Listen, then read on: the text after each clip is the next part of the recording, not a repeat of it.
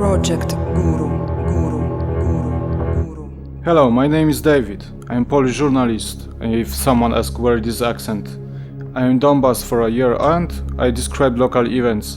Kiev government didn't like when someone crashed the information blockade.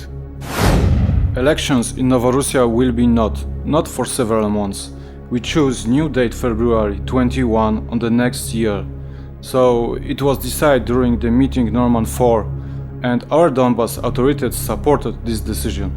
In exchange, Ukraine has to introduce amnesty for the militias, to change its constitution and provide special status to Donbass, and also to withdraw forces 15 kilometers from the front line. Will they do that? I think they cannot keep his word like usually. Therefore, careful approach to their declaration.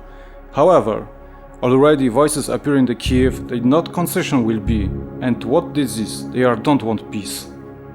Fascists from right sector still keep silence on this subject, maybe because Ukrainian police arrest their people in the city of Pavlograd. DPR Defense Ministry reports that right sector is preparing for the violations of the ceasefire on their own hand.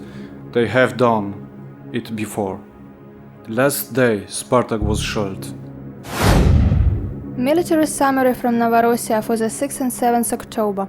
The militia of the DPR fixed one violation of the ceasefire of the DPR. It was reported to the done by the Defense Ministry. Ukrainian fighters subjected to fire the village Spartak in the suburb of Donetsk from positions in Avdiivka. It was added in the Defense Ministry. Take to attention the fact that it happened after long-standing negotiations in Minsk, and authorities of the DPR and LPR agreed to postpone elections with stipulation of the regime ceasefire to be fulfilled and recognition of the special status for Donbass. Look at this cheap behavior of Kiev authorities. As you know, yesterday authorities of DPR and LPR and Russian representative of contact group did everything possible to settle dialogue with Kiev, and they had to postpone local elections. However, Kiev authorities are not considering the issues of a special status to Donbass or amnesty. Ukrainian Foreign Minister Pavel Klimkin told the country's parliament on Wednesday. They tried to impose on us an amnesty list or a special status. There will be no such things, Klimkin stressed. Nevertheless, yesterday Kiev accepted the stipulation of Donbass authorities to provide special status and amnesty and provide a total regime of ceasefire. And he added, amnesty is a judicial process rather than a political one. It may take place only when Ukrainian prosecutors and the court will be locality. Klimkin said, the Balkan states have the experience of such an amnesty. And one more, speaking about another standoff over the special status, Klimkin said, no special status actually exists. Just listen how mean they are. Yesterday they accepted that it could be special status, and today they took their words back.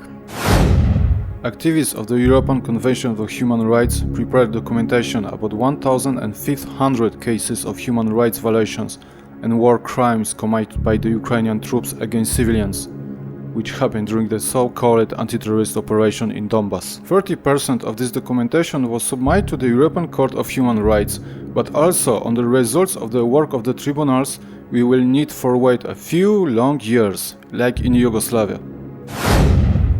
The representative of the Commissioner for Human Rights under the government of Donetsk People's Republic, Dmitry Popov, and the press conference spoke about the impact of troops in Ukrainian so-called anti-terrorist operation. More than 1,000 buildings was destroyed in the shelling.